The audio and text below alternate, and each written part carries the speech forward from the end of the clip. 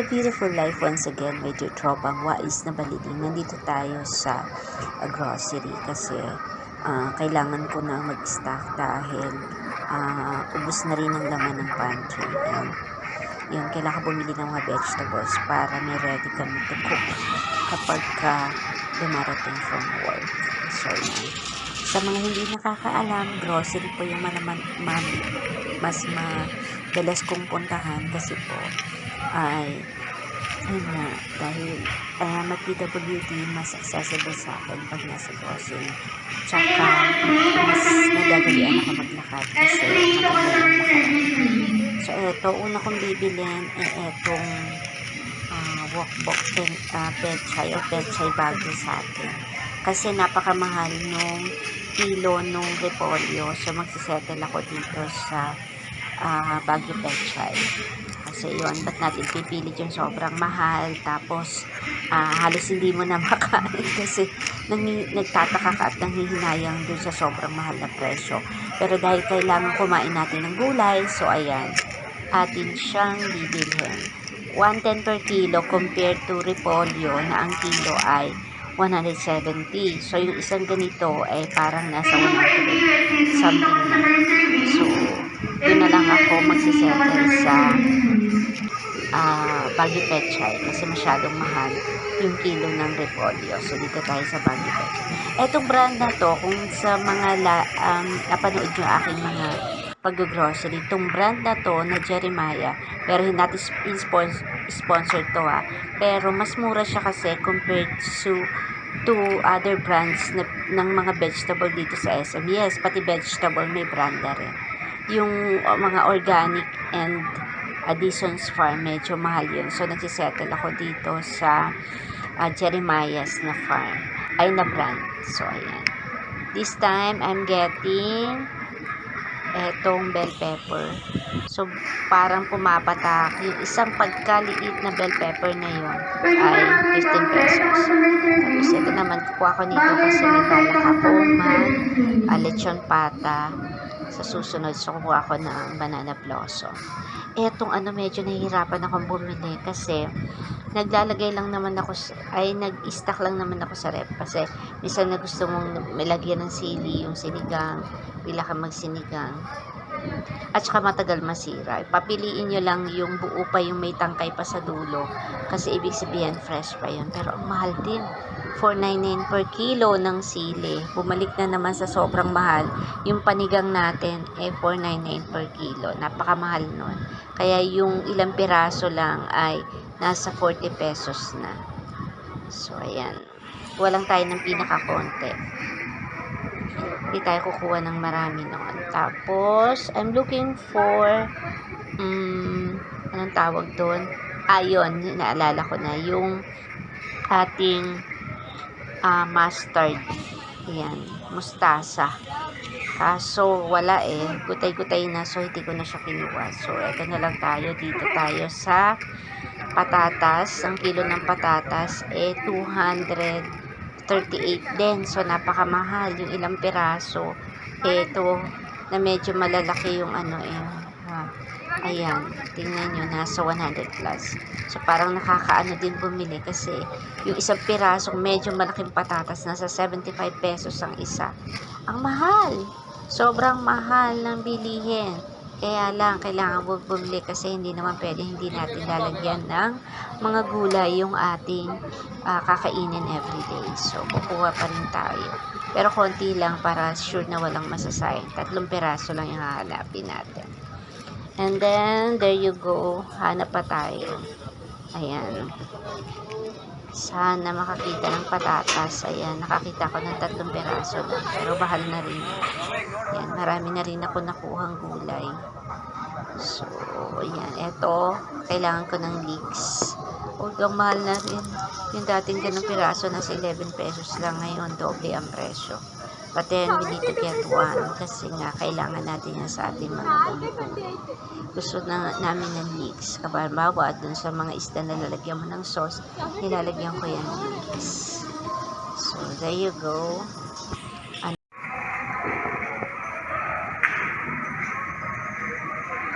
Ayan, at tingin naman tayo dito ng mga fruits like itong slice na. Ba't din ang ganda kasi ng kulay ng mga grapes. Iba-ibang klase. Iba-iba rin kulay. So, hindi ako fan ng mga ganito masyado. Merong avocado for 112 per kilo. Okay na rin. Kaya lang, kakakain ko lang ng masarap na avocado na bigay ni Van na hinarvest niya doon sa kanyang puno sa Amadeo. Kaya, makikiusyoso lang ako. Ito kasi maganda medyo hinog na. Ayan. Pero ano, malaki din yung yabanong binigay sa akin ni Van. Mga 3 araw ko rin siyang kinain. So, ayan. Ikot-ikot tayo. I'm actually looking for miso. Pero, yung nakita kong miso nila ay malaki. Kaya di ko kinuha. Okay na rin itong ginayat nilang vegetables. Pero hindi ko kasi kailangan. Wala akong planong magluto ng pakbet or chop suey. So, hahanap pa tayo ng ibang mabibili. Ayan, ang kamote. 150 per kilo, grabe. So, yung isang piraso nasa 75 pesos, 80 pesos. Masyadong mahal. Napakamahal ng kamote. Ayan, sobrang mahal. Pero ito yung orange, yung variety. Ayan din. Ang kamatis naman, ayan. Mahal na rin siya for 165 per kilo. So, ayan. Nakaraan nag 175 yung nakita ko. Ang liliit niya, pero alam mo nga cherry tomatoes na, pero 165 ang kilo. Mahal na rin. Okay itong presyo ngayon ng kalamansi. So, kukuha ako ng kalamansi. Kuha na rin ako yung kamatis kasi gusto ko yung aking sashado may kamatis. So, yun. Kukuha na rin tayo. Ayan, napakamahal. Sobrang mahal ng mga presyo ng ating bilihin. Ito, medyo hilaw-hilaw yung kukunin ko kamatis para kahit magtagal sa ref, hindi siya madaling masira. Dahil pag kinuha ko yung hinog na, ilang araw na ko kailangan ng gamit. Sorry, oops, nalaglag. Sorry. Ayan. Balik lang natin. Kahit medyo nahilo ako nung tumuha ko, balik natin kasi kakahiya naman. Iwanan lang natin na gano'n na ilaglag ko pa. Ngayon naman, we're going to get ayan, kamatis. Kalamansi pala. Tapos na tayo sa kamatis. Kalamansi for 80 per kilo. So, 1/4 lang yung kinuha ko na sa 20 pesos plus. And nagkuha rin ako ng sibuyas na mahal na naman uli. 128 ang kilo ng ating palachinchen pala yan. So, mahal na rin uli ang presyo ng sibuyas. Kuha lang tayo ng ilang piraso kasi ayoko na sobrang lalaki. Ayan. So, ayan ang ating mga pinamili. Bawang na rin. Wala na rin akong bawang. So, kukuha na rin ako nitong bawang. Okay pa naman, although medyo mahal na rin yung presyo. Pero, kailangan natin bumili. Nasa 150 ang kilo niya. So, yan. Get rin tayo ng bawang.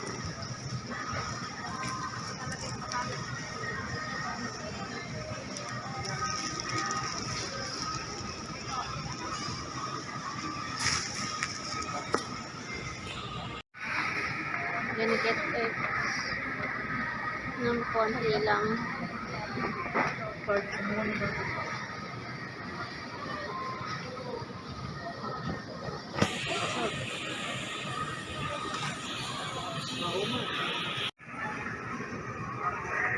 Hindi for S20 to offer 11. S20 to offer 11, please.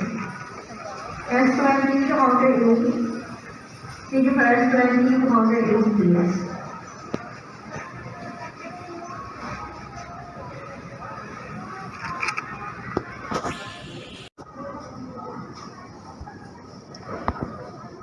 And, ayan. Dito naman, try natin bumili ng fish. Although, hindi naman marami yung bibiling ko. Try natin. I was thinking of buying shrimp. So, maghanapin natin yun. Pero pag mahal dito, kukuha. At pagka hindi masyadong maganda. Kasi, syempre, diba, bagyo time. So, may paparating na bagyo. So, malamang mahal o kaya walang huli. So, yan. Hindi nga rin masyadong maganda yung fish kasi nga siguro dahil sa may bagyo. Kaya yan, papakita ko lang sa inyo at para tingnan nyo yung presyo. So ito yung hipon yan, 445. Ang usual na presyo nila is 499 dahil hindi masyadong maganda. Siguro kaya medyo bumaba yung presyo. So, yan. Ito rin yung mga iba't ibang pinusta o hiniwang mga malalaking isda. Meron din sila. Pero yun nga. As you can see, sa tingin ko na masyadong sariwa. Ayan yung hipon. Magkano dito sa ano? Same lang yan ma'am. 499 din? Talaga?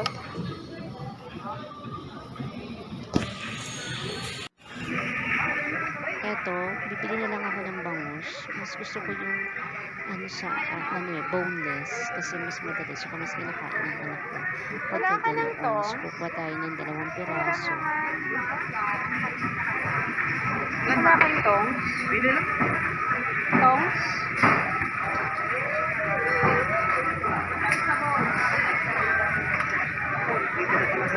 Nawala na lahat. Dito sa inyo ma'am.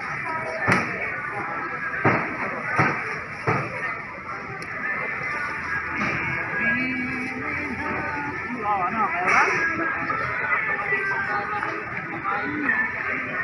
sama lang ito. Anong linis na?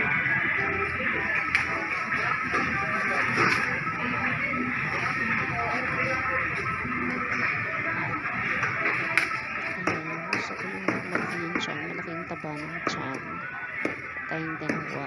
Para, yan, ulam din na gusto yung anak ko. So, 2 piraso lang. Okay na yung 370 yung kilo. Medyo mahal.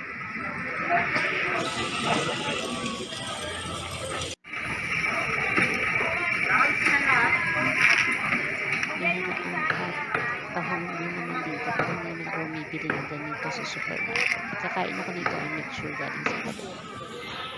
So, balikan natin ang ating pinahati na bangus. Anong gusto nyo? Anong black? So, ayan. Hindi naman. Dito pa eh.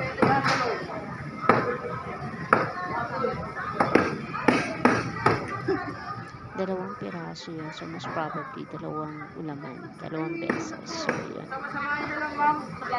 Ayan, medyo malaki na rin naman siya. So, okay na yun. Tipid-tipid din pag may time. At napakataas ng lahat ng bilihin. So, yun. Ang mahalaga lang dapat walang nasasayang na pagkain. Kasi sa amin, madalas mayroong tinatapong pagkain. So, yan. Yun lang. Sana pangatawanan at sana palaging walang masayang. So, thank you.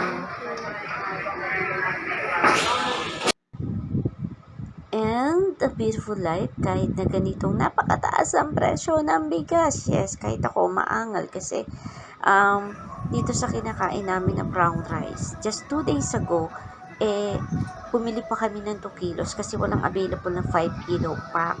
Kasi yun yung binibili namin na 5. Walang available. 2 kilos binili ng anak ko. Para pumata ay parang 130 something. Tapos ngayon, nung pag-check ko, yung 2 kilos nila is already 170 pesos. That means 85 pesos per kilo. So, ang mahal nun, pero kailangan kasi na talaga yung nakasanayan namin. Although, pag nasa labas kami, nakakain pa rin kami ng white rice. Pero ito, bibili tayo ng 5 kilo na brown rice. So, ayan. Ang mahal po. Sobrang mahal ng bigas. Ano nangyari sa 20 pesos na bigas? Yan, baka susunod na rin to. Ang asukal matagal na mataas. So, itong area na to ng grocery, for industrial cooking. Ito yung mga portion na malalaki talaga pang mga restaurant. So, ayan. Katabi rin yung ibang mga cleaning materials na malalaki. Kaya itong area na to ay ang ganda nito. Gusto ko yung kulay niya. Problem lang, napakarami ko ng gamit. So, hindi ako magtagal doon para hindi ako makabili. Dito ako sa hinahanap ko ng hook. Kailangan ko ng hook. So, titigil tayo dito. Ayan. Tipigil sa sarili sa pamimili kasi nga, ang hirap mag-organize pag marami ka ng gamit.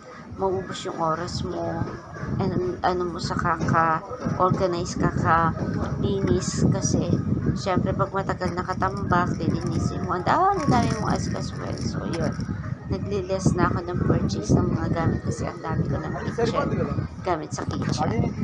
So there you go, punta pa tayo at hanap ng iba pang kakailanganin natin bago tayo umalis dito sa grocery.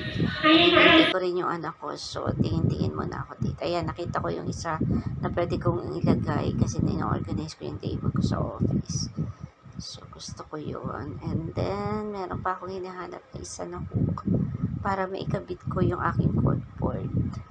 Sana makakita ko ng medyo malaki. Tapos, swak doon sa akin. Need na ilagay. Hanap-hanap ng konti. Ito na tayo sa Chichiria. Uy. Sabi nito that not all nuts are created equal. So, try natin to. Tingnan nga natin kung masarap nga talaga.